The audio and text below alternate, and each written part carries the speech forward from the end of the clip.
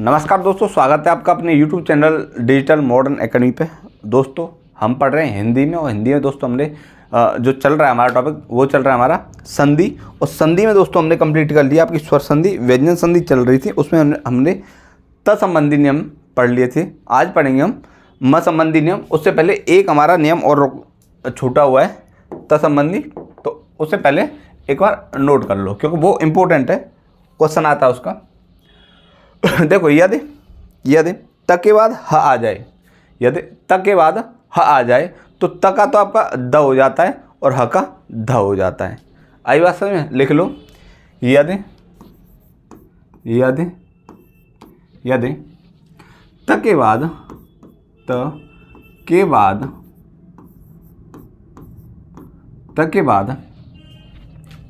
ह आ जाए, ह आ जाए, ह आता है, ह आता है, तो त का आपका क्या हो जाएगा? द। त का द व ह का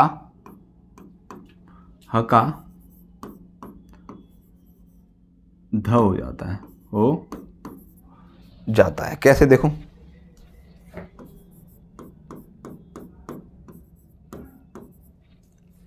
देखो कैसे, जैसे लिखो, जैसे उत धनहार, ठीक है, उत धनहार। त किस में बदलेगा आपका? त किस में बदलेगा आपका? दम में बदल जाएगा, और ह किस में बदल जाएगा आपका? ध में बदल जाएगा। कैसे होगा? हो जाएगा उद्धार। आई बात में? हुआ। वैसे ही जैसे तत् धन हित, तत् धन हित, तो तक किस में बदलेगा? आपके द में बदल जाएगा, ह बदल जाएगा ध में, तो क्या हो जाएगा? तद्दत। आई बात में? ये नियम समझ में आया? करो नोट। इससे पहले एक और नियम करा दें, इसके पहले तो इसे नोट करना। रुको, यदि लिख लो, यदि रे र और स, रे र और स के बाद न व्यंजन आए, स के बाद श के बाद, यदि रे र श के बाद न व्यंजन आए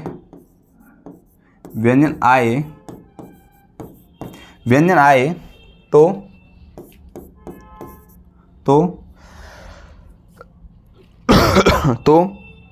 न ण में बदल जाता है, न ण में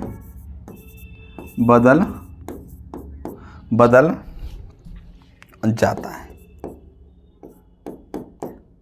जैसे लिख लेते ना, एक उदाहरण लिख लो इसका इम्पोर्टेंट, जैसे परे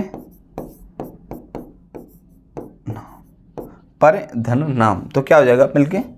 न किस में बदल जाएगा आपका? न किस में बदल जाएगा आपके?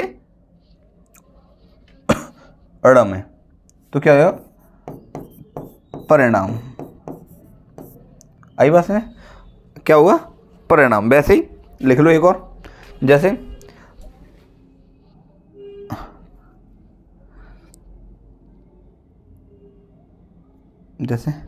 राम धन अयन, तो क्या हो जाएगा? रामायण। क्या हो जाएगा? रामायण हो जाएगा। ठीक है, इसे नोट करो। तत्संबंधी नियम आज हमारे कंप्लीट हो गए। अब करेंगे म संबंधी नियम। फिर उसके बाद आज विसर्ग संधि को, यहाँ तक इस जो संधि वाला टॉपिक आज कंप्लीट कराना है, चाहे कितना भी लंबी क्लास हो, क्योंकि 3-4 दिन का टॉपिक हो गया, ज़्यादा हो गया।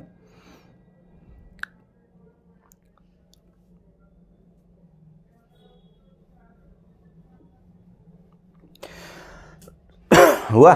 चलो देखो, म संबंधी नियम लिख लो, इम्पोर्टेंट है। लिख लो म संबंधी नियम। देखो पहला नियम इसमें थोड़ा सा ज़्यादा इम्पोर्टेंट है, हालांकि दूसरा नियम भी उतना ही इम्पोर्टेंट है। देखो यदि म के बाद किसी भी वर्ग का कोई भी व्यंजन आए, यदि म के बाद किसी भी वर्ग का कोई व्यंजन आए तो क्या होगा, म उस वर्ग के कौन से 5वें अक्षर में परिवर्तित हो जाएगा।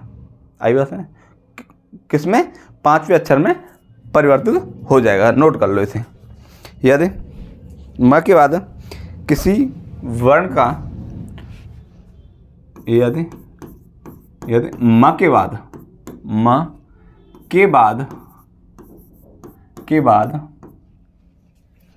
किसी भी वर्ग का, किसी भी वर्ग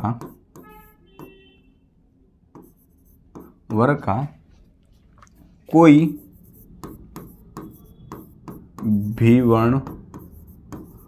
भी वर्ण आए तो म उस वर्ग के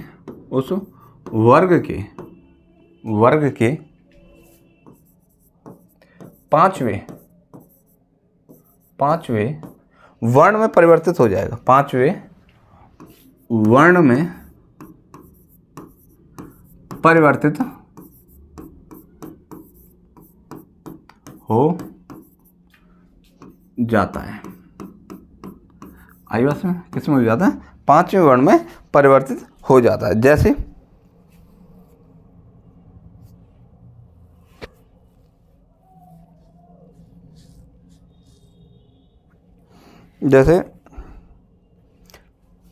जैसे लिख लो यहाँ पे, जैसे सम धन कल्प,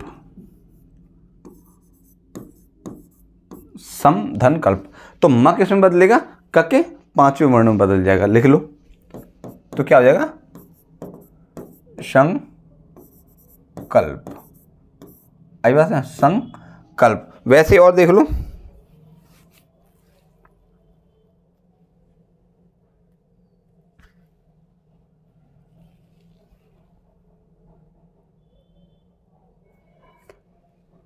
पांचवें वर्ण, एक और लिख लो इसमें चीज, उससे पहले देखो क्या है, मैं क्या 5वें वर्ण में परिवर्तित हो जाता है, या इसमें एक और लिख लो, या अनुस्वार में, या अनुस्वार का रूप ले लेता है, आई बात में, या अनुस्वार का रूप ले लेता है। जैसे लिख लो, मैंने क्या बताया, पहला तो वही है, सम धन कल्प, जैसे क्या हो जाएगा, संकल्प।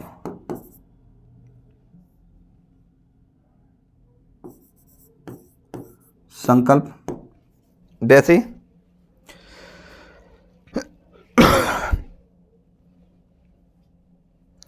समधन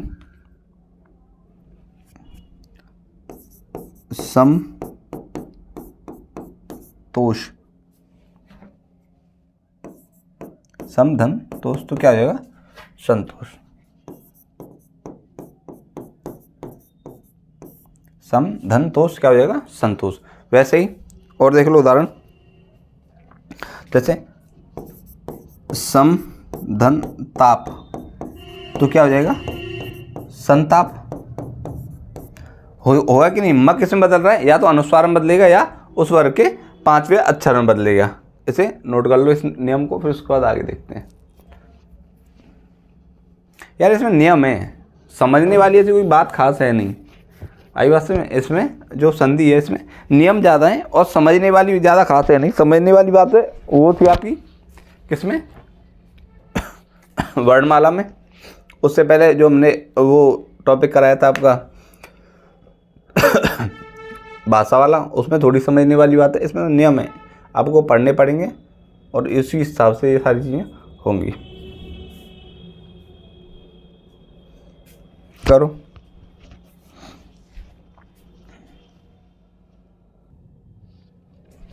हुआ नोट। चलो आगे देखते हैं इसमें। दिक्कत देखो यदि एक और है नियम, यदि म के बाद अंतस्थ व्यंजन या ऊष्म व्यंजन, अंतस्थ या ऊष्म व्यंजन आए तो म का क्या हो जाता है, आपका अनुस्वार हो जाता है। म का अनुस्वार हो जाता है। लिख लो यदि म के बाद अंतस्थ व्यंजन, अंतस्थ यानी कि य र ल व, अंतस्थ या ऊष्म व्यंजन, यानी कि तीनों श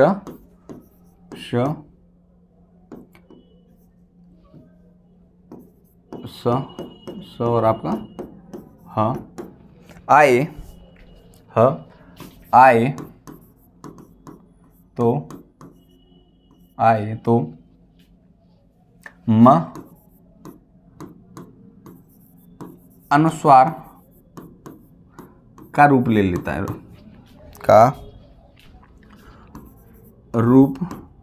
ले लेता है। आई बात में? जैसे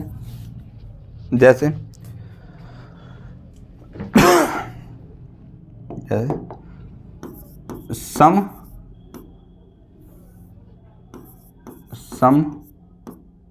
धन योग, तो क्या हो जाएगा, म किस में बदल जाएगा, अनुस्वार में बदल जाएगा, तो क्या हो जाएगा, संयोग। वैसे ही और देख लो, जैसे सम धन रक्षक, तो क्या हो जाएगा, संरक्षक। सम धन रक्षक क्या हो जाएगा, म किस में बदल जाएगा आपके अनुस्वार में बदल जाएगा। वैसे ही सम धन विधान,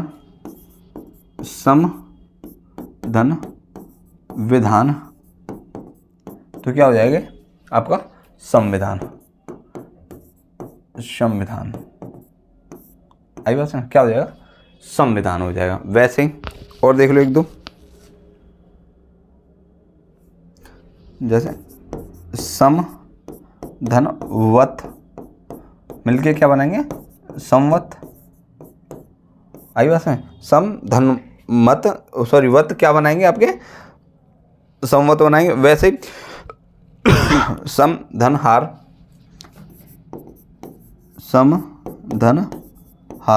तो क्या हो जाएगा, संहार। इसके 3-4 उदाहरण है, ये लिख लेना क्योंकि इससे समझ में चीज़ आ जाती है। इसे नोट कर लो। इसी के साथ आपकी व्यंजन संधि जो है समाप्त हो गई है। अब बात करेंगे हम विसर्ग संधि की।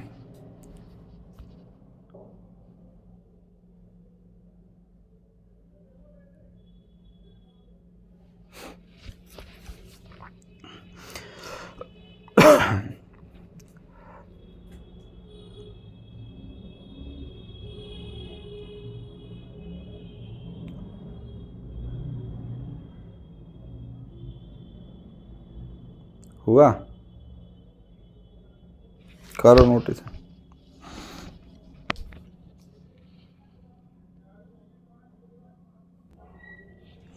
चलो बात करते हैं विसर्ग संधि की। यहाँ तक आपका हो गया कंप्लीट व्यंजन संधि। बात करते हैं विसर्ग संधि की।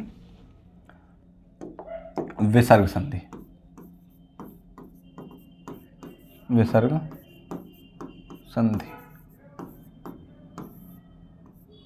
देखो, विसर्ग संधि क्या होती है, यदि विसर्ग के बाद किसी स्वर या व्यंजन के आने से जो परिवर्तन, जो विसर्ग में परिवर्तन होता है, उसे कौन सी संधि बोलते हैं, विसर्ग संधि बोलते हैं। आई बात समझ? मैंने क्या बताया, विसर्ग के बाद यदि कोई व्यंजन या स्वर के आने से जो विसर्ग में परिवर्तन होता है उसे विसर्ग संधि बोलते हैं। फिर लिख लो एक बार, यदि लिख लो, यदि विसर्ग के बाद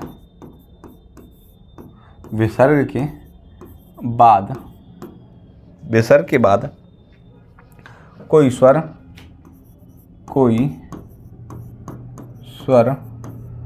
या व्यंजन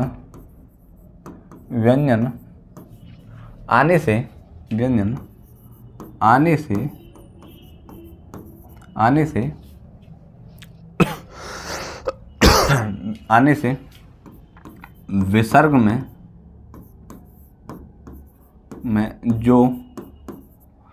में जो परिवर्तन होता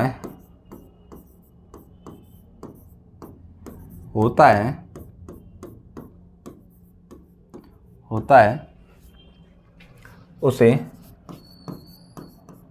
विसर्ग संधि बोलते हैं। विसर्ग संधि कहते हैं।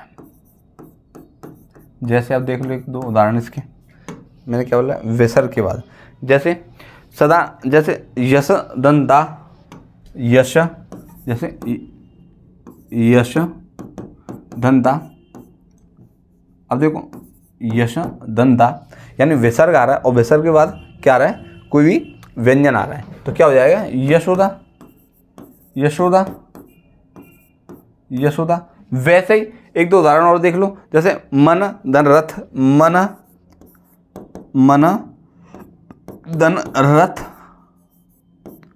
आई बात में? विसर्ग के बाद क्या आ रहा है? कोई व्यंजन आ रहा है, तो क्या हो जाएगा? मनोरथ। आई बात में? तो ये आपकी विसर्ग संधि।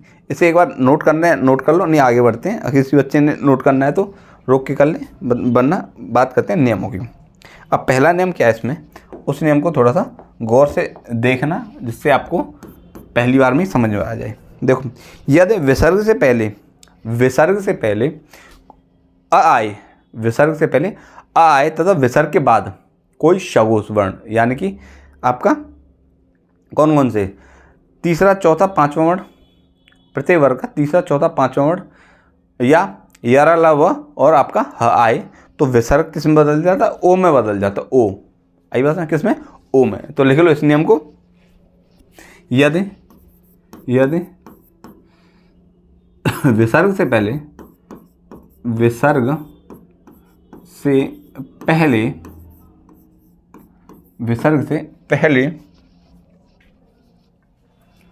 आए तथा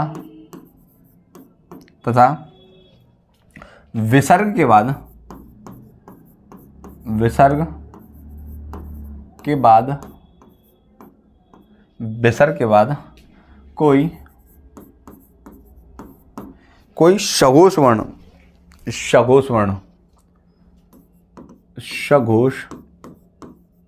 या घोष वर्ण कौन कौन से होते हैं? देखो, वर्ग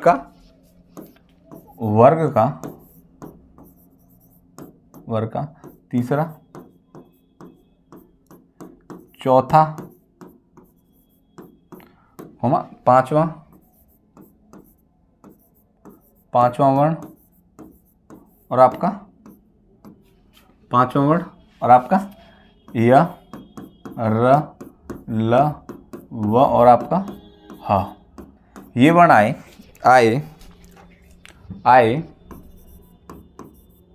आए तो विसर्ग का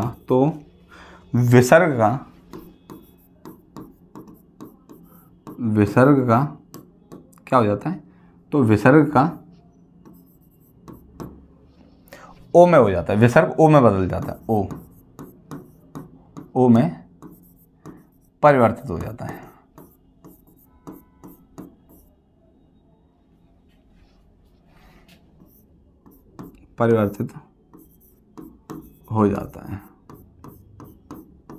आई बात में? क्या हो जाता है? ओ में परिवर्तित हो जाता है। जैसे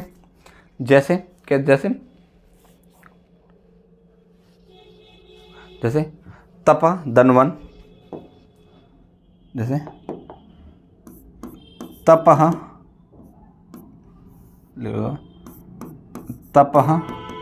धनवन, तो क्या है आपका? सघोष वर्ण आ रहा है। कौन सा? वह। तो क्या हो जाएगा? विसर्ग किस में बदल जाएगा? आपके ओ में परिवर्तित हो जाएगा। तो क्या हो जाएगा? तपोवन। वैसे ही यश, नहीं ये नहीं होगा आपका, वैसे ही, हाँ सही है, यश धन दा, यश धन दा। तो क्या आ रहा है आपका, शहु स्वर्ण आ रहा है, दा शहु स्वर्ण है, तो क्या हो जाएगा, यशोदा, यशोदा। वैसे और देख लो एक दो उदाहरण, जैसे मनरथ, मनः, मनः धन रथ, तो क्या हो जाएगा, मनोरथ, मनोरथ। आई बात है, मन धन रथ, यानी कि र कैसा है आपका, शगु स्वर्ण है, तो आपका विसर्ग क्या क्या किस में बदल जाएगा, ओ में बदल जाएगा, किस में, ओ में बदल जाएगा। वैसे ही मन धन कामना, मन धन, नहीं मन, एक और है क्योंकि क तो आपका अघोष में आ जाएगा। और देख लो इसमें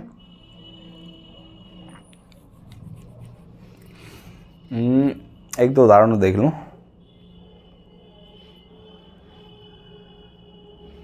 जैसे अध, हाँ अध धन भाग, अध धन भाग, तो क्या आ जाएगा, अधोभाग, अधो भाग।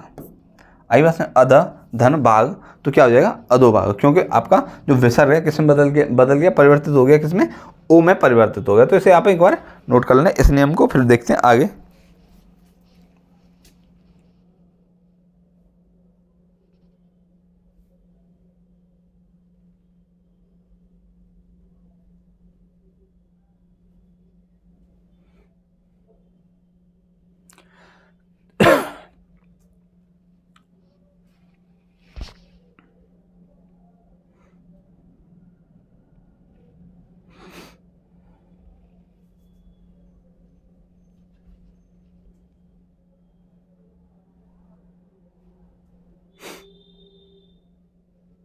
हुआ, चलो इसका नियम और पढ़ो।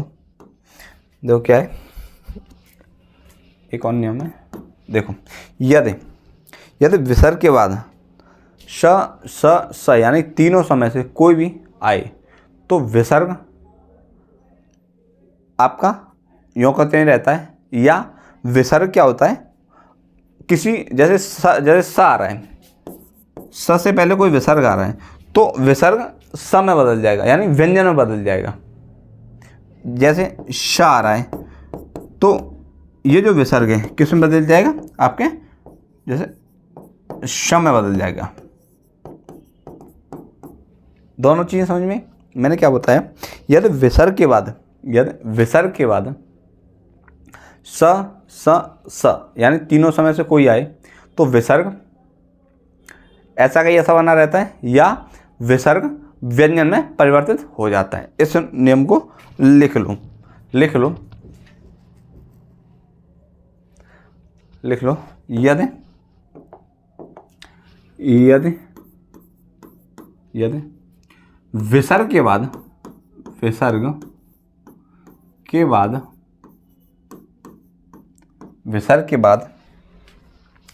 श और आपका स हो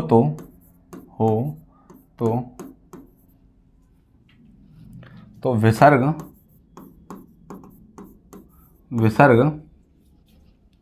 यथावत बना रहता है, यथा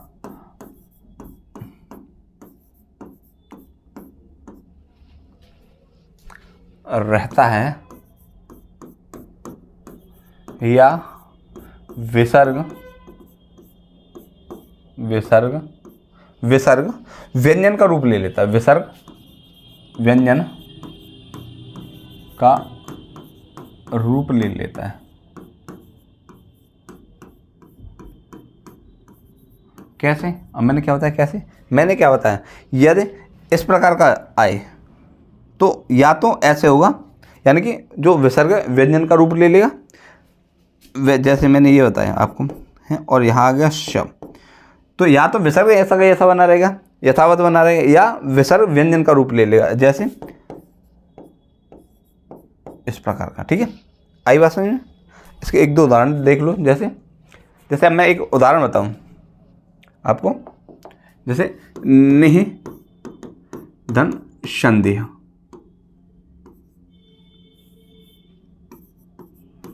संदेह, निह धन संदेह, आई बात में? निह धन संदेह, सॉरी, तो क्या हो जाएगा आपका? निसंदेह, निह संदेह हो जाएगा, हो जाएगा या नहीं हो जाएगा, पहले तो ये बताओ। वैसे ही एक और लिखो, निह धन आपका संदेश, संदेश, संदेश, तो क्या हो जाएगा? ऐसे हो जाएगा, निसंदेश, निह संदेश, संदेश, आई बात है? क्या हो जाएगा? निह संदेश हो जाएगा। वैसे ही अब देखो, जैसे निह धन, जैसे देखो निह धन संग, निह धन संग, तो क्या हो जाएगा? निसंग, निसंग हो जाएगा कि नहीं हो जाएगा? क्या हो जाएगा? निसंग हो जाएगा। वैसे और देख लो, जैसे जैसे निह धन संतान, निह धन संतान, तो क्या हो जाएगा? जो विसर्ग किस में परिवर्तित हो जाएगा? व्यंजन में, तो क्या हो जाएगा? निसंतान, आई बात में? ये सारी चीज़ समझ में आई हो तो इसे नोट कर लो। ठीक है, इसे नोट कर लो।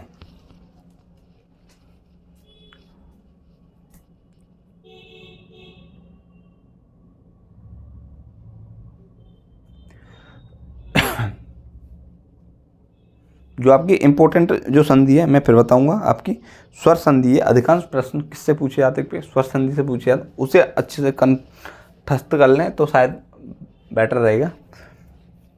ठीक है, अगर वहाँ पे वो चीज़ें आपकी कंप्लीट हो गई तो आपको ज़्यादा दिक्कत नहीं आएगी संधि में।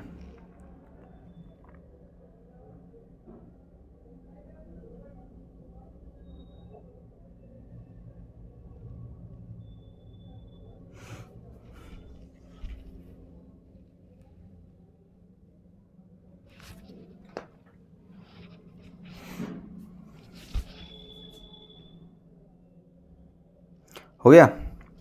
एक और नियम है इसका, लिख लो।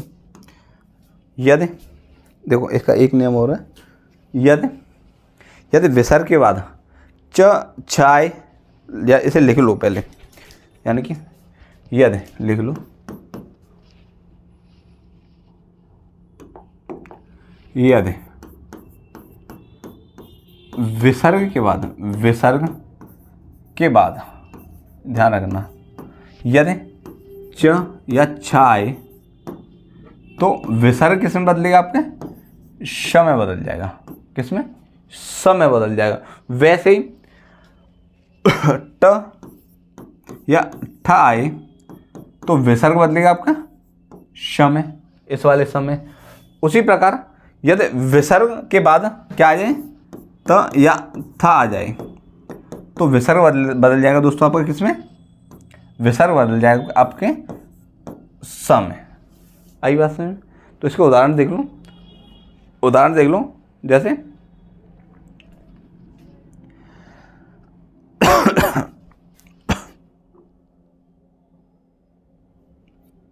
जैसे जैसे निह धन चल, तो विसर्ग किस में बदल जाएगा? छ आ रहा है तो विसर्ग बदल जाएगा आपके श में, तो क्या हो जाएगा? निश्चल, निश्चल हो जाएगा कि नहीं हो जाएगा? वैसे ही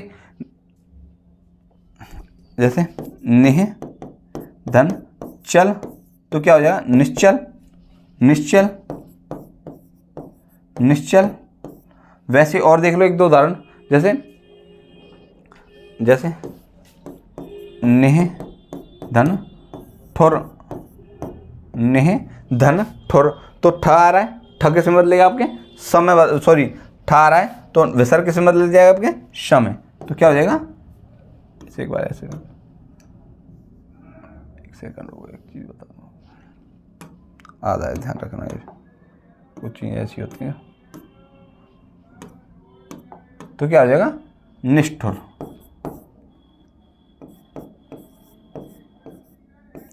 क्या हो जाएगा, निष्ठुर हो जाएगा। वैसे ही जैसे निह धन तेज, ता आ रहा है, त या था है तो विसर्ग किस में बदल जाएगा आपके स में बदल जाएगा। कौन से में, कौन से में बताइए, निस्तेज। क्या हो जाएगा, निस्तेज। आई बात समझ इस चीज़ की, इसको भी नियम को नोट कर लो, फिर उसके बाद आगे बढ़ते हैं। इसे नोट करो।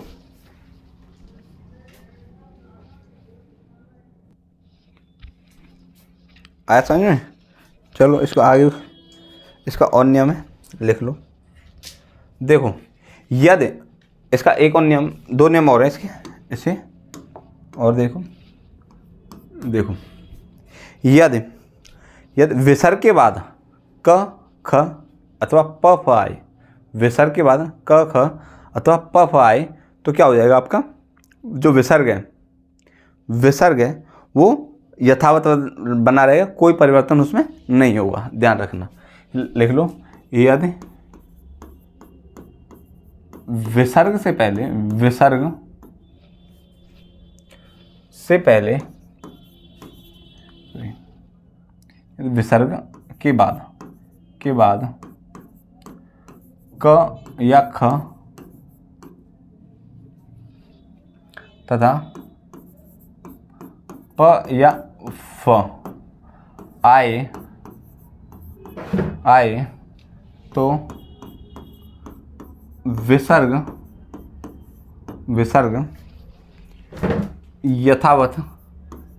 यथावत रहेगा।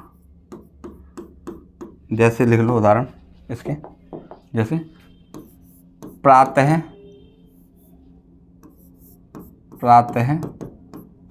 काल, प्रातः काल, तो क्या रहेगा, ये यथावत रहेगा। तो क्या हो जाएगा, प्रातः काल। आई बात समझ। वैसे ही आपका उदाहरण देखो, जैसे अंतःकरण,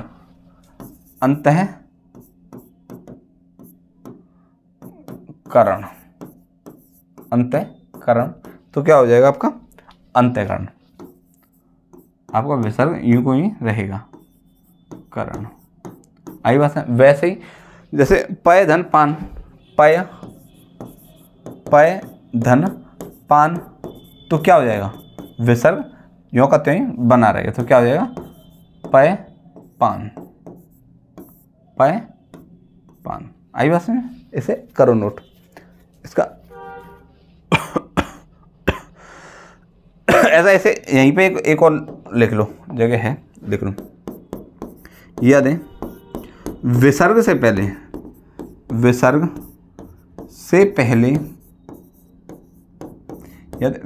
पहले आपके ई या ऊ आए तो विसर्ग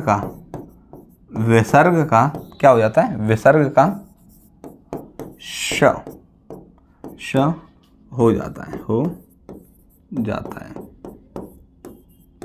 विसर्ग क्या हो जाता है आपका, ये हो जाता है, विसर्ग का श हो जाता है। श सीटी जो पेट चौसा वाला होता है ना, श वो हो जाता है। जैसे उदाहरण देख लो, जैसे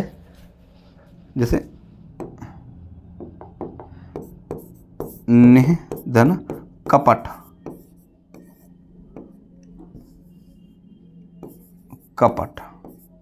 तो क्या हो जाएगा, विसर्ग किस में बदल जाएगा, आपके किस में बदल जाएगा, शम में बदल जाएगा, क्योंकि विसर्ग से पहले क्या आ रहा है, ई की मात्रा आ रही है। तो क्या हो जाएगा, विसर्ग शम बदल जाएगा। तो क्या हो जाएगा, निष्कपट। आई बात में, क्या हो जाएगा, निष्कपट। वैसे ही दो धन कर्म, दो यानी छोटे ऊ की मात्रा आ रही है विसर्ग से पहले, तो क्या हो जाएगा, विसर्ग किसमें बदल जाएगा, आपके सम बदल जाएगा। तो क्या हो जाएगा, सॉरी, दुष्कर्म, आई बात है, क्या हो जाएगा, दुष्कर्म। वैसे ही और देख लो, जैसे निह धन फल, तो क्या हो जाएगा, तो क्या हो जाएगा, विसर्ग किसमें बदल जाएगा आपके समय परिवर्तित हो जाएगा। तो क्या हो जाएगा, निष्फल, क्या हो जाएगा, निष्फल। आई बात, ऐसे नोट करो। आपका एक और रह गया इसमें, जो आपका रूल है, नियम है, उसे एक बार और देख लेंगे।